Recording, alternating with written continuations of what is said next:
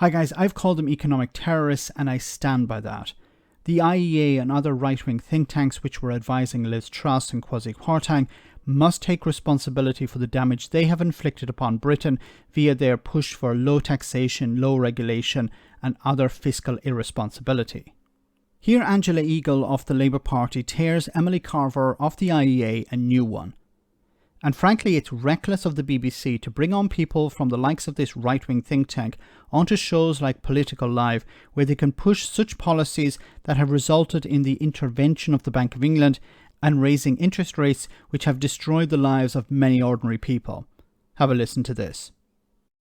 Yeah, but was Angela right when she talked about the Institute of Economic Affairs, where you are based, that actually that was then the wrong time to have advised a Prime Minister on the idea of tax cuts, which, of course, then did spook the markets, and we are in a worse financial situation than we would have been? Yeah, I mean, free market organisations like the Institute of Economic Affairs have advised for many years that the tax burden has been too high and that there are areas where red tape and regulation should be cut. That is an overall vision. That does not mean that the Prime Well, let her finish the sentence and then you can come back. That does not mean that the Prime Minister's mini-budget was based on some policy manifesto that the IEA or any other free market institution. You did advise them. She surrounded herself with advisors from the IEA. You were all cock-a-hoop after the mini-budget about how fantastic it was. The Telegraph, the Daily Express, the Daily Mail were all saying at last a Conservative budget.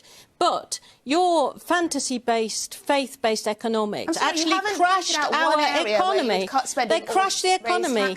It exploded on landing, and the £50 billion hole that your ideas blew in our national budget is what we are all now going to have to pay Emily. for. So I don't know why let Emily come respond. on programmes like this and continue to push the same rubbish. I'm sorry, what am I continuing to push? I didn't even support Liz Truss as Prime Minister. But the get your facts right. But the IEA did. The IEA did, Emily. But ask the question that you were posing.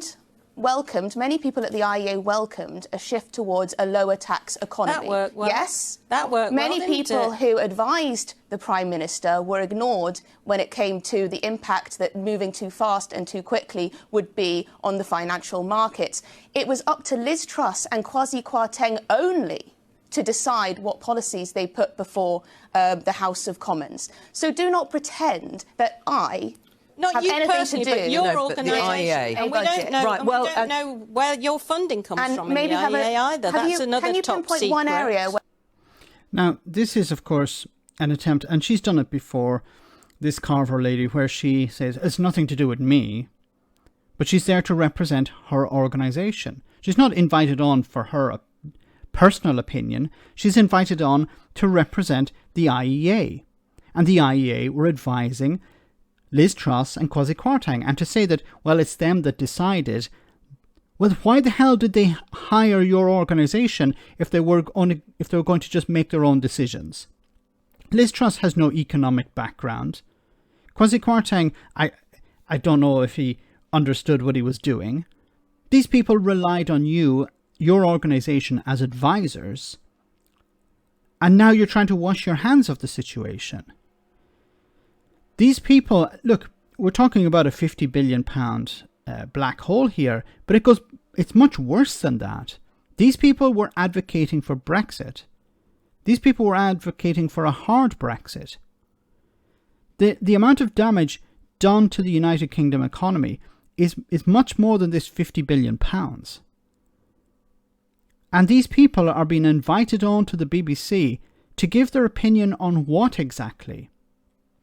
The IEA has been discredited. They are responsible for this disaster. They are the ones who advised Liz Truss and Kwasi Kwarteng to go forward with these measures. Now they're saying it's nothing to do with us. Why the hell are they on the BBC? What do they actually add to the discourse here? Are they taking responsibility for it? No, they're not. So what the hell are they on the show for? These people need to be exposed.